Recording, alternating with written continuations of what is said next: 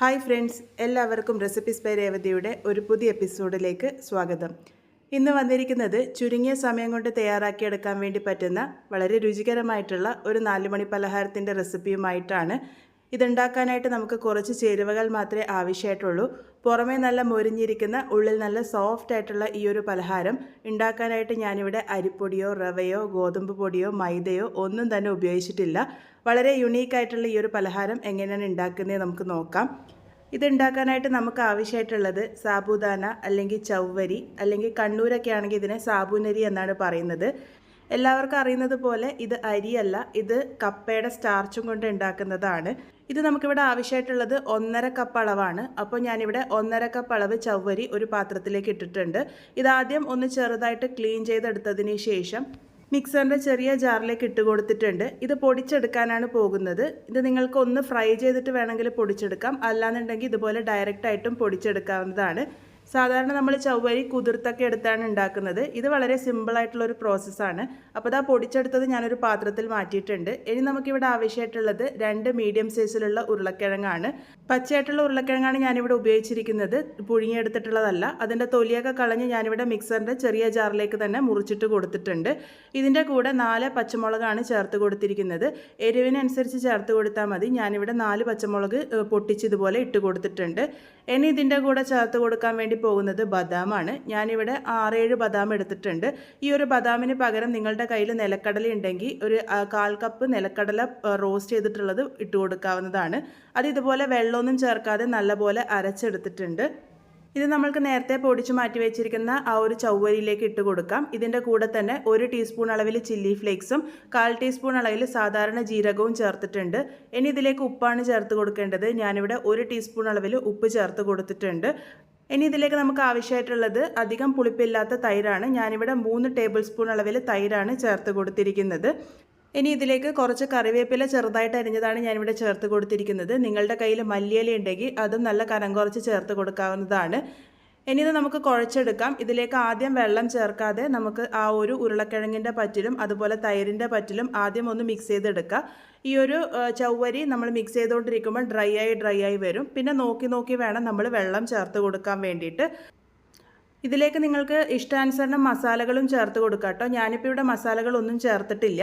ഞാനിപ്പോൾ ഇവിടെ ആദ്യം ഇതിൽ 3 ടേബിൾ സ്പൂൺ അളവിൽ വെള്ളമാണ് ചേർത്ത് കൊടുത്തിരിക്കുന്നത്. അത് ആ ഒരു മിക്സറിൻ്റെ ജാറ് കഴുകിയെടുത്തിട്ടാണ് ചേർത്ത് കൊടുത്തിരിക്കുന്നത്. 3 ടേബിൾ സ്പൂൺ ആദ്യം ചേർത്ത് കൊടുത്ത് ഒന്ന് നല്ലപോലെ മിക്സ് ചെയ്തെടുക്കുക. അതിനുശേഷം നമുക്കിതൊരു 5 മിനിറ്റ് നേരത്തേക്ക് റെസ്റ്റ് ചെയ്യാൻ വേണ്ടി വയ്ക്കാം. അത് റെസ്റ്റ് ചെയ്ത് വരുമ്പോഴേക്കും ഒന്നും കൂടെ ഡ്രൈ ആയിട്ട് വരും. അതിനുശേഷം മാത്രം നമുക്ക് ആവശ്യത്തിന് വെള്ളം ചേർത്ത് കൊടുക്കാം. ഈ ഒരു രീതിക്ക് കുഴച്ചെടുത്തതിന് ശേഷം ഒരു 5 മിനിറ്റ് നേരത്തേക്ക് നമുക്ക് റെസ്റ്റ് ചെയ്യാൻ വേണ്ടി വെക്കാം. 5 മിനിറ്റ് കഴിഞ്ഞ് നമ്മൾ തുറന്ന് നോക്കുമ്പോൾ അത് നല്ല ഡ്രൈ ആയിട്ട് വന്നതായിട്ട് നിങ്ങൾക്ക് കാണുമ്പോൾ തന്നെ മനസ്സിലാകുന്നുണ്ടാകും. ഇനി നമുക്കിതിലേക്ക് ആവശ്യാനുസരണം വെള്ളം ചേർത്ത് നല്ലപോലെ മിക്സ് ചെയ്തെടുക്കാം.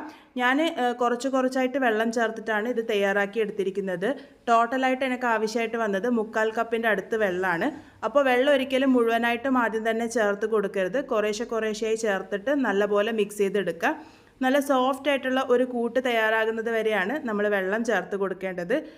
അപ്പോൾ ഈ ഒരു രീതിക്ക് സോഫ്റ്റ് ആയിട്ടുള്ള കൂട്ടാണ് നമുക്ക് ആവശ്യമായിട്ടുള്ളത്. നമുക്ക് ഉരുട്ടിയെടുക്കുമ്പം ഒട്ടും തന്നെ പൊട്ടിപ്പോകാതെ കിട്ടണം.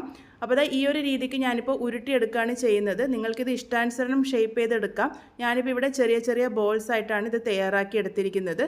അപ്പോൾ ഇതുപോലെ നമുക്ക് ഉരുട്ടിയെടുക്കാൻ പാകത്തിന് മാത്രം വെള്ളം ചേർത്താൽ മതി കേട്ടോ. ഇനി ഞാനിവിടെ ഈ ഒരു ഷേപ്പിൽ എല്ലാം തന്നെ ഉരുട്ടിയെടുത്തിട്ടുണ്ട്. ഇതേപോലെ ബാക്കിയുള്ളതൊക്കെ തയ്യാറാക്കി എടുത്തതിന് ശേഷം നമുക്കിത് ഡീപ് ഫ്രൈ ചെയ്തെടുക്കാം. ഫ്രൈ ചെയ്തെടുക്കുമ്പോൾ ശ്രദ്ധിക്കാനുള്ളത് നമ്മളുടെ എണ്ണ ഒരുപാട് ചൂടാവരുത്. മീഡിയം ചൂടായിട്ടുള്ള എണ്ണയിലിട്ടിട്ട് വേണം ഇത് ഫ്രൈ ചെയ്തെടുക്കാൻ വേണ്ടിയിട്ട്. എണ്ണ ഒരുപാട് ചൂടുള്ളതാണെങ്കിൽ ഇത് ചിലപ്പോൾ പൊട്ടിപ്പോവാനുള്ള സാധ്യതയുണ്ട്. അപ്പോൾ മീഡിയം ചൂടായിട്ടുള്ള എണ്ണയിലേക്ക് ഇത് ഓരോന്നായിട്ട് ഇട്ട് കൊടുക്കുക. അതിനുശേഷം കുറച്ച് നേരം അനക്കാതെ വയ്ക്കുക. മീഡിയം ഫ്ലെയിമിൽ വെച്ചിട്ട് വേണം നമ്മളിത് കുക്ക് ചെയ്തെടുക്കാൻ വേണ്ടിയിട്ട്. കുറച്ച് സമയം കഴിയുമ്പോൾ അതിൻ്റെ ഒരു ഭാഗം നന്നായിട്ട് ഫ്രൈ ആയിട്ട് വരും. അതിനുശേഷം മാത്രം ഇത് മറിച്ചിട്ട് കൊടുക്കുക. നേരത്തെ തന്നെ മറിച്ചിടാൻ പോയാലും ചിലപ്പം ഇത് പൊട്ടിപ്പോവാനുള്ള സാധ്യതയുണ്ട്. അതുപോലെ എണ്ണയുടെ ചൂട് ഒരുപാട് കൂടിക്കഴിഞ്ഞ് കഴിഞ്ഞാൽ ഇത് പൊട്ടിയിട്ട് ആ ഒരു ഉള്ളിൽ നിന്നൊക്കെ ഇങ്ങനെ പുറത്തേക്ക് വരാനുള്ള സാധ്യതയുണ്ട്.